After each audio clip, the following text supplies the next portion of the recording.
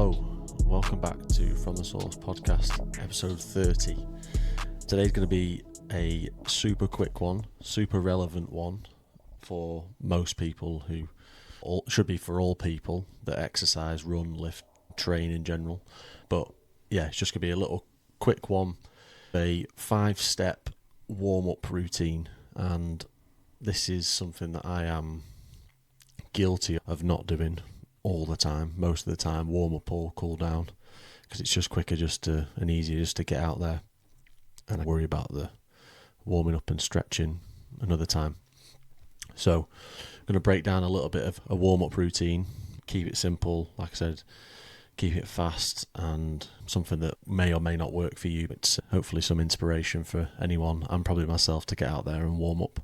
So yeah, if you're doing a run, a lift, high rocks, whatever, any form of exercise, even to a point like if you're going playing like golf or paddle or something.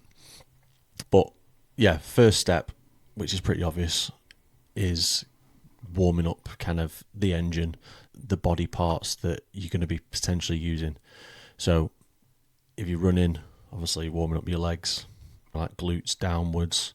People warm the shoulders and stuff and everything like that, obviously, because you're going to use your arms, but mainly at the lower half of your body.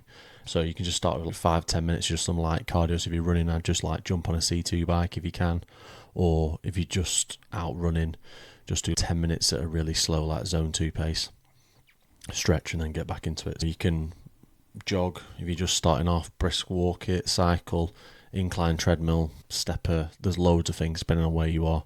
So the idea obviously is to just increase your core temperature, raise that heart rate a little bit, and get the blood flowing to the areas that you're going to be working on. Not that you can control where the blood actually goes, but you get the point. So if you skip this step when you're doing your dynamic stretching to get those muscles firing that you're going to be using, it's going to be a lot harder to get those muscles working. Just basically giving your muscles like a little warm blanket and then progressing onto like the stretching. So it's like you're kneading the dough before you like stretch it out. Maybe that was a shit analogy, but you get the point. So once your body's warmed up, heart rate's up, then you can start prepping your muscles and joints properly, ready for the exercise that you're going to do. So dynamic stretching. Dynamic stretching's the best one. Static stretching is good, but I'd probably do that more on a warm down. It's scientifically proven that dynamic stretching is a lot better than static stretching. So think about the dynamic stretching as like the movements that you're going to be doing, but stretching versions of that. So there's examples of it, like if you're running, there's like high knees, there's heel flicks and stuff like that, which is it's obviously similar to what your legs will be doing when they're running. It's loads of stuff like that, like lunging, if you're doing like high rocks and stuff, and twisting and stuff. So it's like the leg swings front and back, side to side, warms like the groins and hip adductors up. Then you've got obviously front and back, which is like hip flexors, all that stuff. We're not going to get too scientific with it. Like torso rotations, you can get like loosening spines up, depending on. This is where it's specific to like the actual exercise or the event that you're actually doing. So the purpose behind that is obviously to increase your range of motion, loosen you up a bit, and prepare the muscles obviously to move. And when you're doing these dynamic stretches, you probably start off that stiff, and that's what you're trying to help. You will loosen up. So now that your muscles are awake and you're ready to go, there's mobility kind of drills that you can do.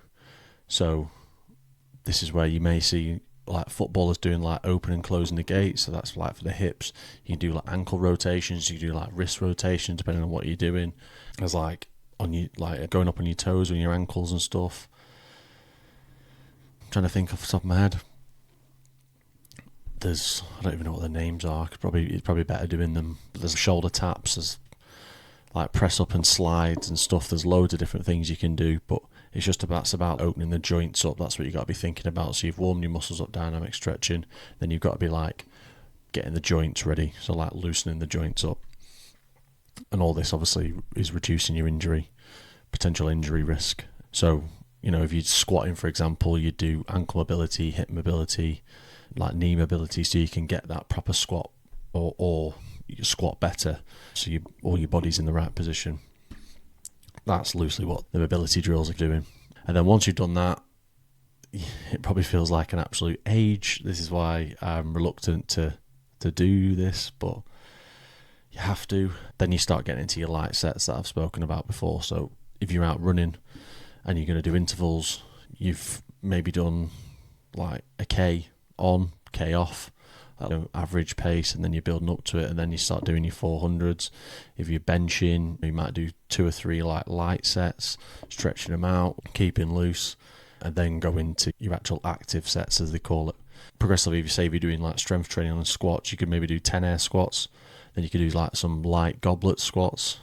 Obviously, I think I spoke about it last week, like obviously the kettlebell upside down, and then just like squatting the same, and then move up to your working weight or your active sets. If you're running, you can do some strides, which is like 8 to 10 seconds of a faster pace. So it's 8 to 10 seconds off, and then either walk or really slow jog, 8 to 10 seconds, and it's like little mini sprints. Get some activation in the body. You can also do like some glute bridges, like some calf raises, like I said, the heel flicks.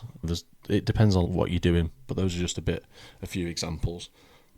So gets the body used to like the actual exercise it's going to be doing. These light sets are even like breaking down the overall movement that you're going to be doing. Gets yourself prepared basically, but that is the essence of what a warm-up is really.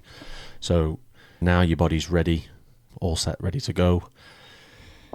Kick into gear, and then now it comes the fun bit. Actually, I put down one more step here. I was going to say you can get going then, but this is like the mental prep actually. So you can be going through this when you're doing the whole thing. If you're like a professional footballer, they've got the headphones on and they're doing it exactly all of this at the same time whilst listening to music and stuff like that.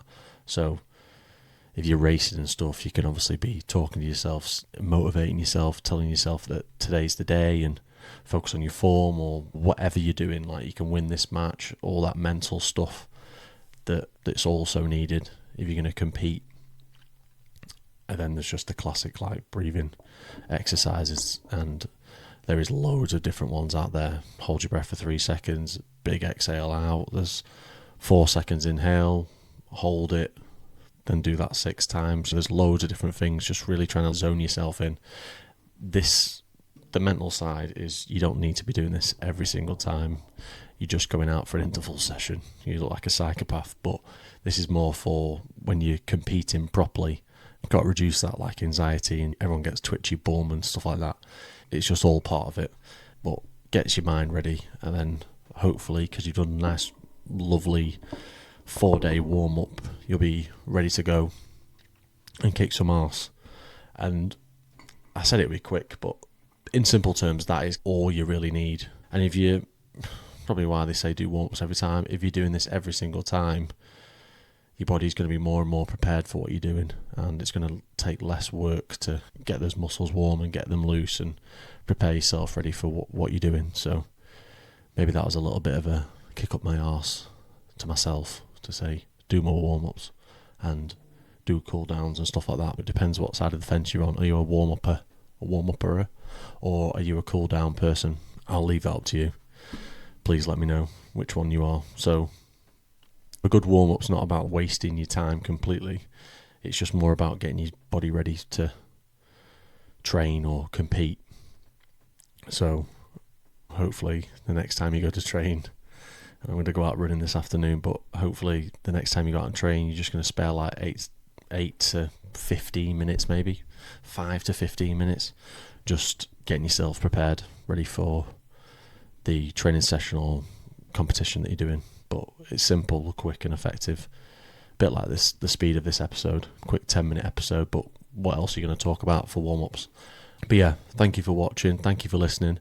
Actually just in the process today of finishing the podcast website, which will be the new podcast website where I'll be doing like a few blogs on a blog on every episode that I do, as well as uploading the actual episode with links and stuff to the YouTube and the Apple Podcasts and Spotify and stuff. There'll be a chance on there for you to actually send me a message on the website to say you want to talk about this, or I think we should do this, and blah blah blah. And there's going to be loads more things to come onto the website as well. But the website's nearly done. I just need to upload all 30 episodes, blogs and episodes to the website.